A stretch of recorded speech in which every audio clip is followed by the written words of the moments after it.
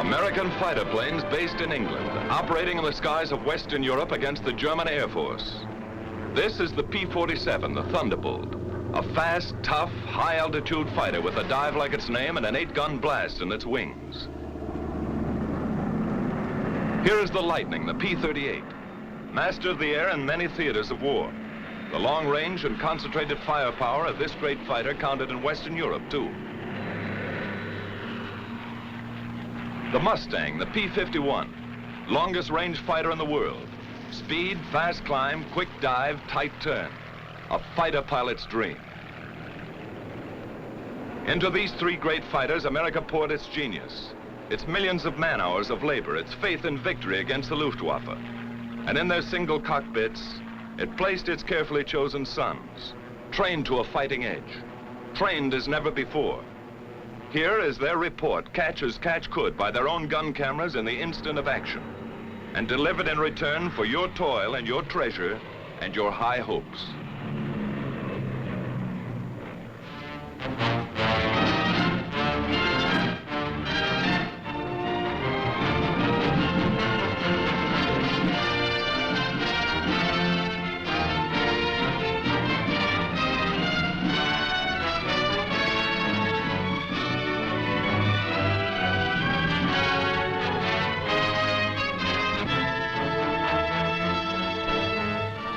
This is a Thunderbolt base in East Anglia on the east coast of England. One of many such bases from which our fighter planes swarmed up into the far red yonder of battle to the east. Their main job, although they struck many other blows, was to escort and protect our heavy 4-engine bombers, the big friends, against the Focke-Wulf 190s, the ME 109s, and the enemy's rocket-lobbing twin engines, JU-88s, ME 210s, 410s, and others. To attack them whenever, wherever, and in whatever strength they appeared. Our direct challenge for control of the air. Trucks bring the pilots from the field to the squadron dispersal hut for intelligence interrogation after the mission. Coffee and sandwiches if they want it. Little action today, just a routine escort. You saw 4 190s on the field. That's right. Kerry saw them, too. I think it was this field, Jack, further west. We made the 180 here and flew about 2 minutes on 340. Well, that's about 15 miles south of Hanover. We thought that field was knocked out. They seem like ordinary American boys, but look a little closer. Now they pile in a Jeep and ride to chop. They have Jeeps enough, but they like it this way. They kid a lot, high-spirited. And later they relax and enjoy the not too frequent sunlight. Unless some joker is present, and he usually is.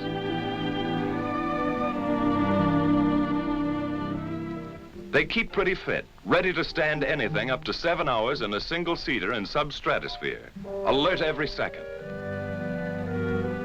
And they keep their eye in. This fellow has 22 destroyed. Well, he may have if he keeps at it. And they won't be clay pigeons.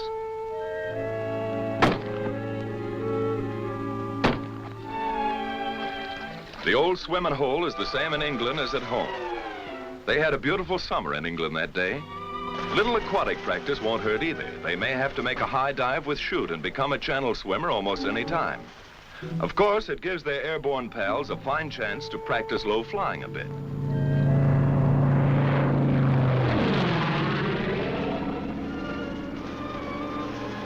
The swimmers take no chances on this buzz job.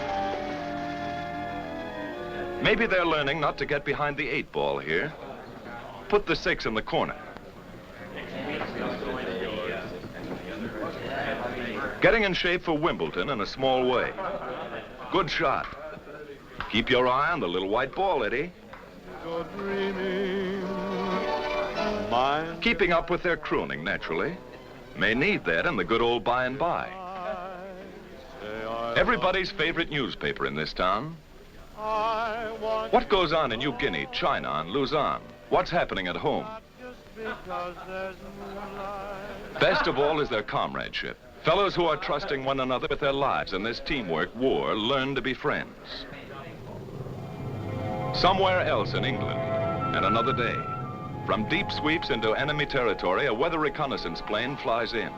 Its reports are cross-checked with many others, writing the destiny of today or tomorrow in atmospheric pressure lines. Fair in this theater means not impossible, and weather is almost enemy number one. At 8th Air Force, General Doolittle discusses fighter protection. The 8th Fighter Command will give fighter cover to targets and back from the targets. It's desirable that we peel off as many fighters as possible to come down east of the Ruhr and strafe ground targets. How many do you want to peel off? Well, General, we're spreading over a pretty wide area there. I'd recommend very seriously that we hold all strafing to a minimum. All right. Go ahead and send that over to the 8th Fighter Command. Yes, sir. The bomber plan, timing, altitudes, forces, course, and targets have reached the combat operations room at Headquarters 8th Fighter Command, Major General Kepner commanding.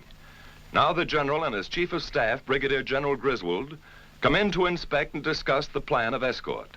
Colonel Burns, operations, determines what group shall fly. Colonel James decides their disposition. Colonel Callahan, intelligence, estimates where and when the enemy will intercept. It's an intricate scientific plan, based upon information from many sources, and upon the route and location of the target. Then a field order goes out to the fighter wings, and through them to the fighter groups and squadrons which they control. This command supports 1st and 2nd Bomber Forces. 62nd Group P-47s will escort heavy bombers over enemy coast through target to limit of endurance. All observations will be reported over RT. The field order is received at the fighter base by the duty officer in group operations. He checks the field order for the group rendezvous time with the bombers. He calls maintenance, armament, and others. And in the still dark hours of the morning, a squadron intelligence officer shakes the pilots out of their deep sleep. Briefing at 6:30.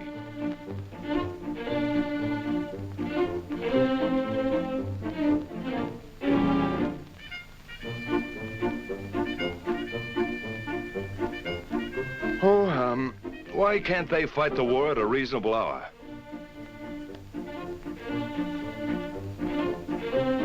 Wake up over there if you want any breakfast. There's a show on. Crews, meantime, are warming and priming the aircraft.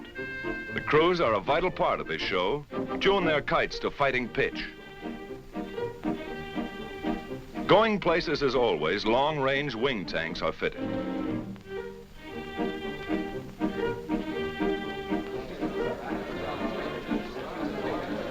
Now briefing and everybody present.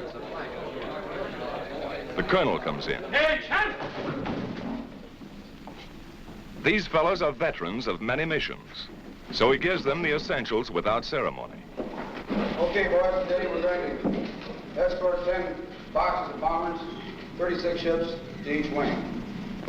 We're on the front end of the 1st Task Force, picking them up in the Mannheim area, around the target, about 20 miles east of Mannheim, at which time we'll proceed up to the aerodromes north of Frankfurt, where we will strafe. Now today, I want to use the same system we used the other day. That is, dividing the field up into sections, one squadron only on the field at one time. When the ammunition is expended from that squadron, you'll move up and let the other top cover squadron come down and strafe. Okay, boys, we'll start engines at 8:50, take off 8:58 to 9:06, rendezvous with the big friends 11:04, escort until 11:24, strafe until 12:16. The pilots make notes on the back or palm of their left hands. No chance of losing that little memo in a moment of excitement, or not much chance. Okay, any more questions? Intelligence? Intelligence takes over. Gentlemen, you may expect considerable enemy opposition today. The Germans have brought in some 100 single-engine fighters, chiefly 109s, some 190s, to stop the American drive across the Rhine. Watch your flank at the Rhine River, at Mannheim, and particularly in the Frankfurt area. Now, after you break escort, there are 4 aerodromes which we've marked in red pins. You're free to strafe those aerodromes, but watch out for the flak. There are probably about 30 guns on each airfield. Send a flight down to silence the guns before you attempt to hit the planes on the field. Then time check. A minute is a long time for an airfighter. In 10 seconds, the time will be exactly 0658. Good luck, man.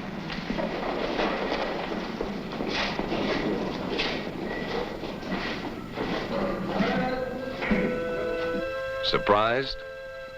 These fellows know what's at stake. Each man takes his emergency kit and empties his pockets. A scrap of paper might tell a big story to enemy intelligence if he has to bail out. Last but not least, each pilot picks up his chute and rubber dinghy on the way out. 20 minutes before takeoff time, trucks bring the pilots to their planes.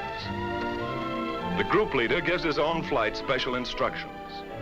Techniques are proven and fairly standard, but they're rugged individualists, these fighter boys, and each leader has a few ideas of his own. All right, let's get aboard. Helmet is not only for warmth, it holds radio earphones too. Oxygen mask contains the mic. No hands to spare on this one-man kite. Here this pilot will fly and fight in the icy substratosphere or dusting the treetops of Germany for anything from 4 to 7 hours. Oh, my aching back.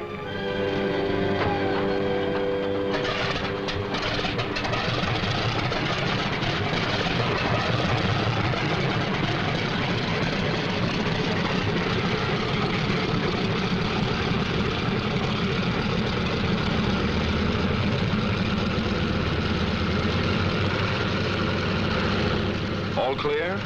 Let's go. Takeoff by twos on the quarter minute. Element leader and his wingman. Expert takeoffs and landings are a point of pride with every squadron.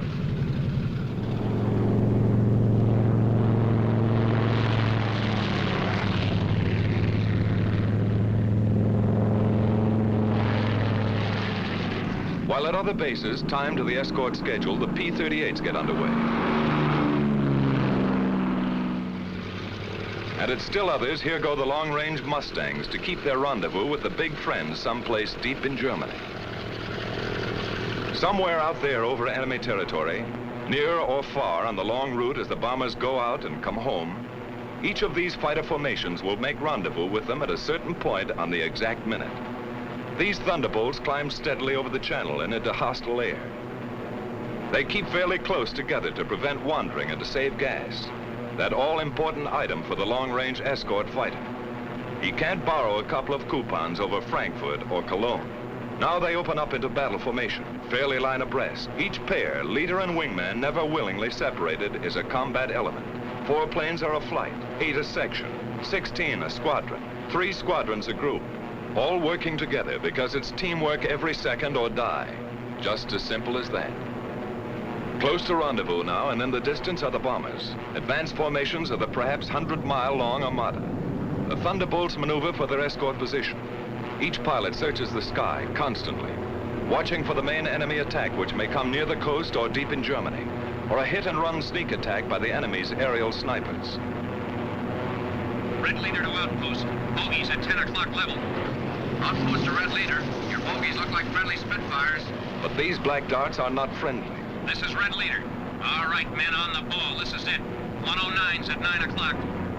Yellow leader to outpost. 1 Fog Wolf coming in. Outpost to red leader. Can we get them? It's our turn, Chief. Red leader to outpost. White flight drop tanks and attack. Red flight stay up for cover. Yellow flight continue to escort. Red flight gets rid of its long-range wing tanks before the fight. Then down they go. The sneak attackers try to run for it now, but the Thunderbolts are on them.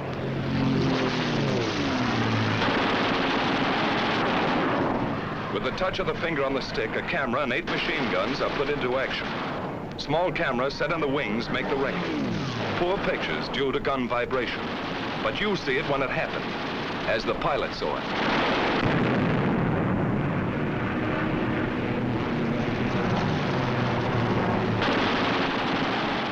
armor-piercing incendiary 50 caliber ammunition makes a flash when it strikes, and how it strikes.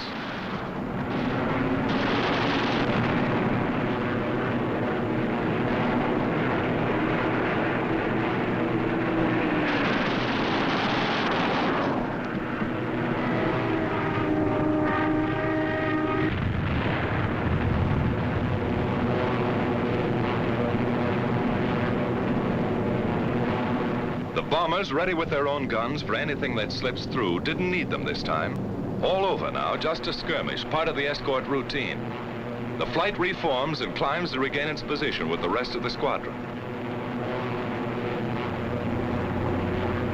In the distance, coming in to relieve the Thunderbolts, is a group of Mustangs. This is Red Leader. Okay, men, it's time to break escort. Mustangs coming in at 8 o'clock. The Thunderbolts break escort. They head for home, watching for every possible strafing target on the way. The Mustangs, far in the distance, sweep the surrounding sky as they come in.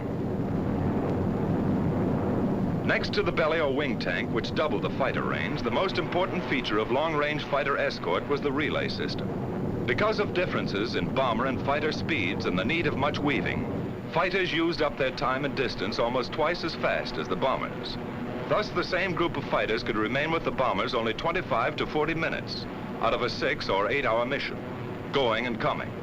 And 1,000 fighters might be needed to keep anything from 40 to 100 on the job at all times. While the enemy could strike with 250 at any point he selected, our fighter groups had to relieve one another at rendezvous points all along the route, like this. Simple in diagram, but difficult in the limitless, often weather-blinded spaces of the enemy air. It took planning, leadership, and most of all, it took individual fighting skill and courage to match the enemy's tactical advantages. Forewarned an hour and a half by his radar as our bombers gained altitude over England, he had plenty of time to mass his fighters at his chosen point of attack and to outnumber our escort at anything from 2 to 1 to 10 to 1. This captured film shows how quickly the 109s and the Focke-Wulf 190s got into action. They were as grimly determined to stop these great daylight thrusts into their industrial heart as our bombers and fighters were resolved to press them home to the hilt.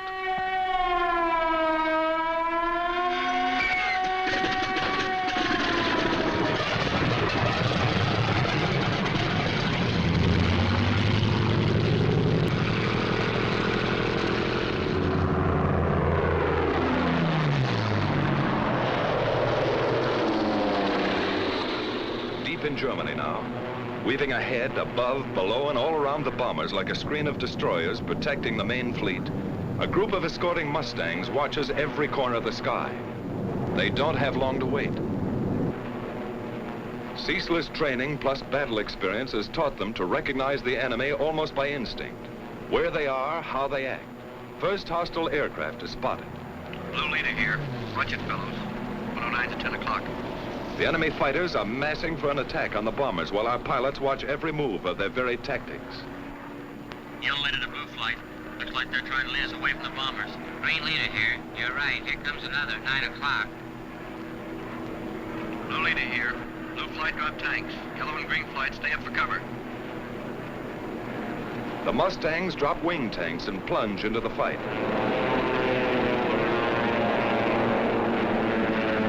The head-on dive through the fortress's formation is a favorite.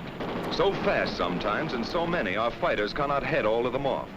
The Huns make a sneak attack on our bombers from behind.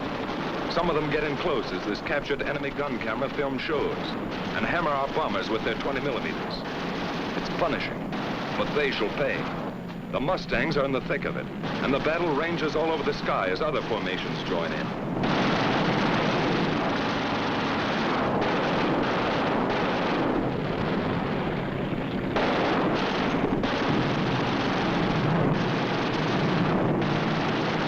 Jerrys attack in waves and sometimes inflict great damage before they're driven off.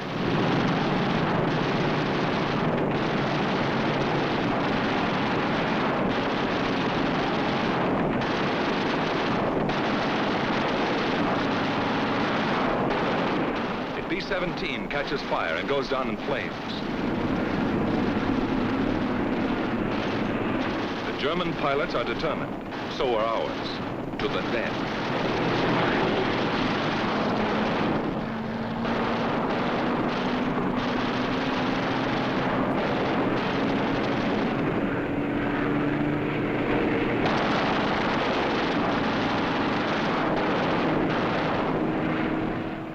tail shot off, but still going ahead. And still they come.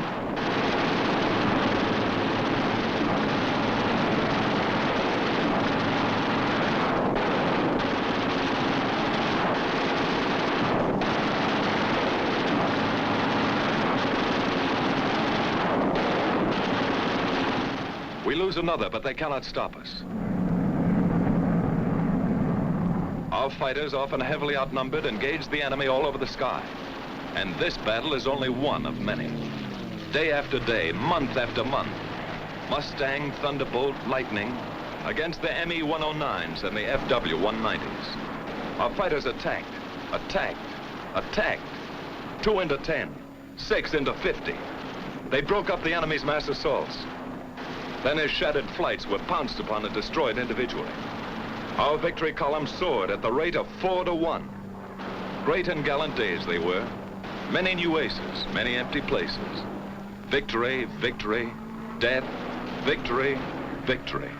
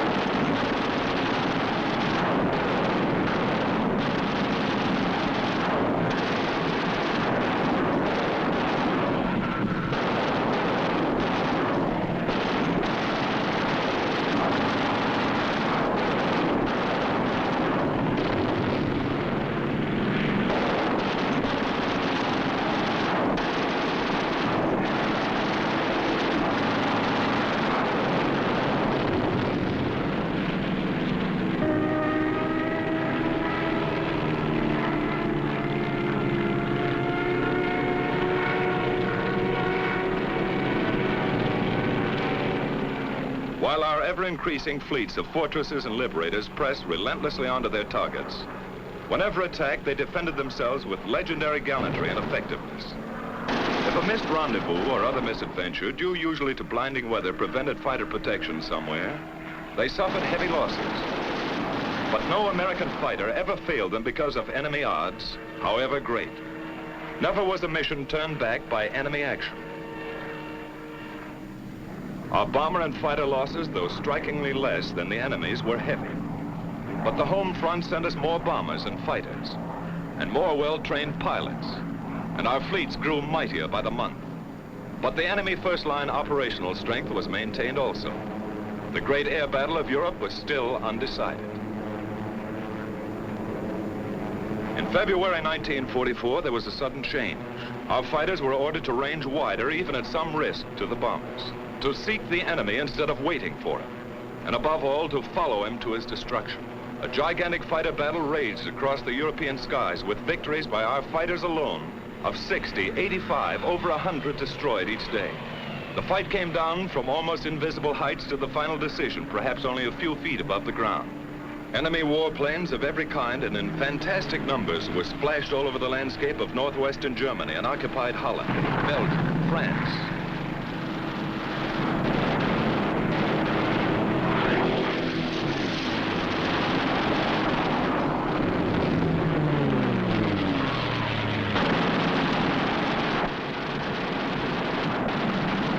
Watch this 190 hit the dust.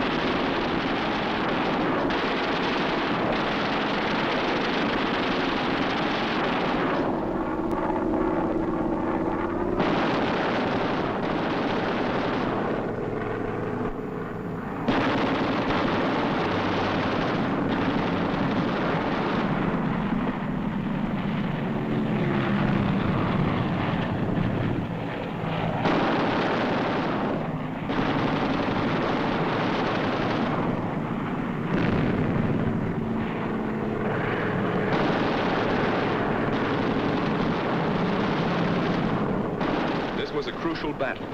Both sides aware of the coming events, and air domination itself at stake.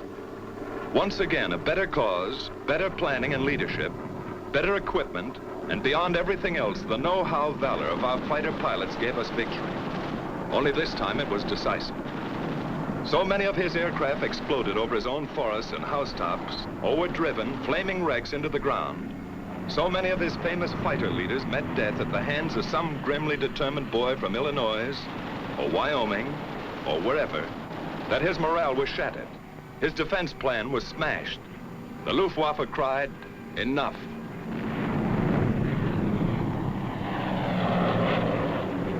And the day arrived when a huge 8th Air Force bomber mission with full fighter escort was flown to Berlin and back in good weather without challenge by a single enemy fighter.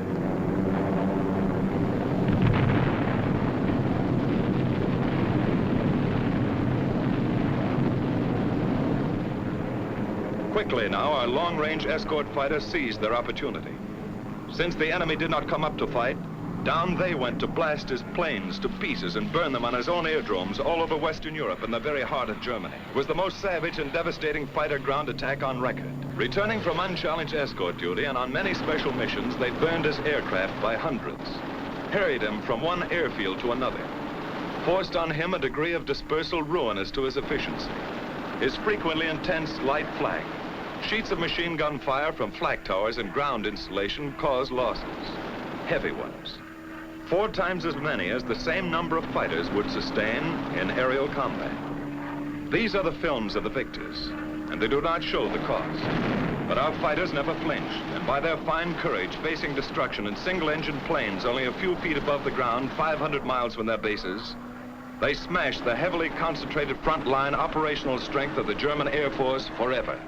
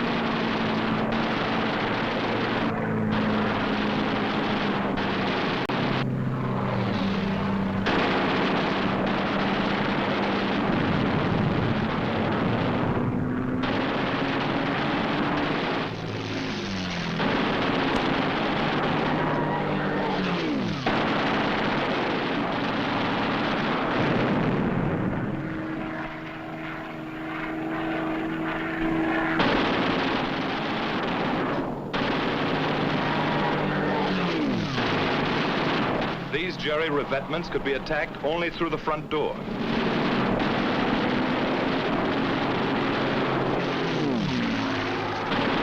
These copied Allied Invasion Day stripes failed to deceive our pilots.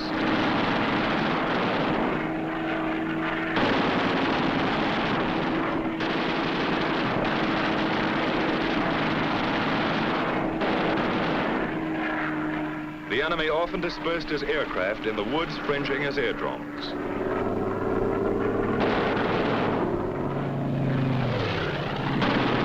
Always open season on this kind of sitting duck.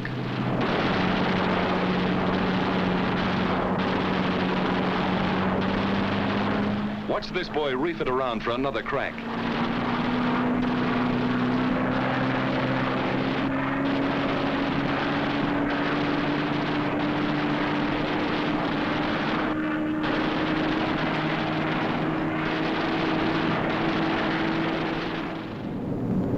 The steady, relentless bombing of Germany went on without ceasing. Against the enemy's occasional desperate efforts to intercept, we maintained fighter escort every step of the way. But the sky was ours, and another great opportunity was ours. His teeming, widespread, intricate transportation system. Feeding and supplying the great armies which he counted upon to throw our invasion forces back into the sea. Then something happened.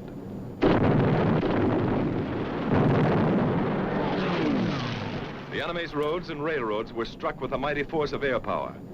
They were tense days, crucial days, and both sides knew it. Our fighters, freed by their bitterly won victory in the air, became a dominant factor on the ground. These thunderbolts are dive bombing. They strike home. But by far the greatest, the almost paralyzing destruction they inflicted was by the burning, hard-hitting fire of their 50 caliber guns. They exploded locomotives by the thousand and burned freight cars in uncounted numbers. No train in daylight hours was safe. No marshalling yard a haven. The enemy's desperately needed rail transport system was shattered all over the map.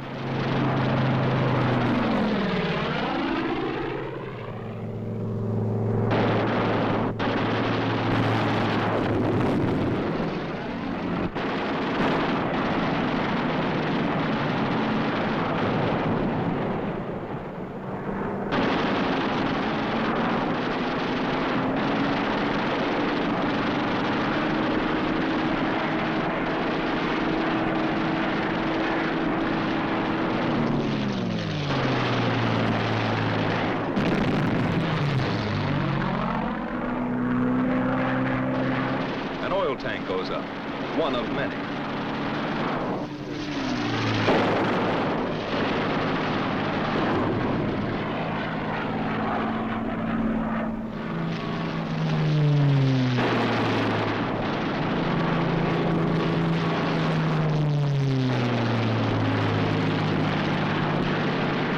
No mistaking gasoline when you hit it.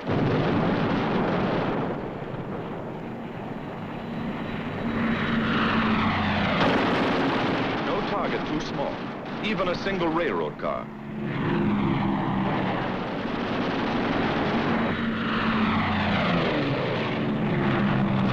The Hun tried to hide his trains in the woods, but it did not save them.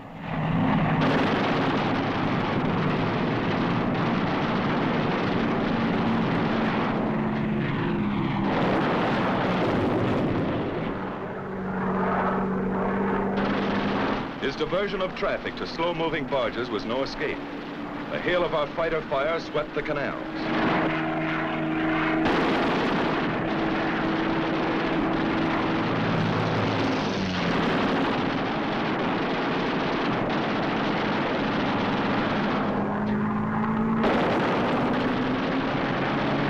Flak towers like these cause us lots of damage. They took plenty in return. Radio and radar stations came in for a special beating. Flak and machine gun defense was forced upon the enemy wherever he hoped to move. It was intense. Watch these bursts of light flak. Much of it our skillful pilots knew how to avoid. Some of it cost us grievous losses.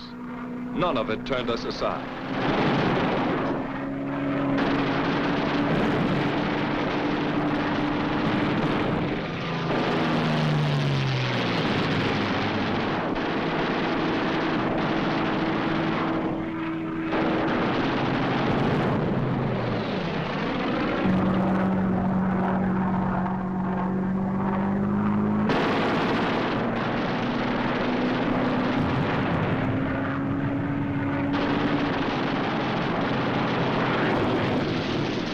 enemy ammunition tried to run the gauntlet in vain. Watch this staff car of a high German officer.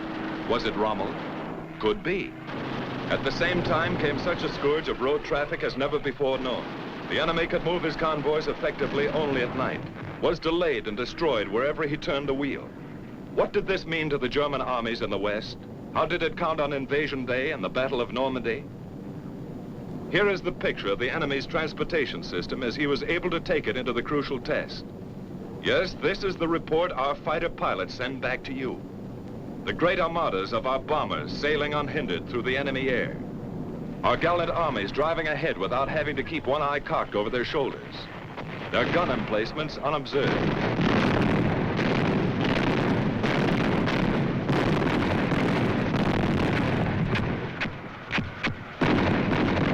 Everywhere above the mighty battle was and is the flash of American fighters. The Thunderbolt, the Lightning, the Mustang. The Germans see them deep in their own sky and cringe. Our men see them above the grim fight and cheer. There are remembered names in the mess halls. Major Gerald Johnson, a crack shot. Major Goodson, gallant fighter. Major Dwayne Beeson, great tactician. Captain Eugene O'Neill, one of the best. Major Don Gentili ran up a flaming record. Colonel Don Blakesley, great leader of 4th Group. Major Walker Mahurin, one of the first and best of the great aces. Major Bob Johnson and all his victories. Lieutenant Colonel Gabreski, with a great career. And Colonel Hubert Zemke, famous commander of 56. A score of victories or more on the records of them all. Duncan, Schilling, Pretty, and many, many others. But this is not the story of our heroes. It belongs to all our gallant fighter pilots who in the decisive hour smashed the Luftwaffe and gave us freedom of the air.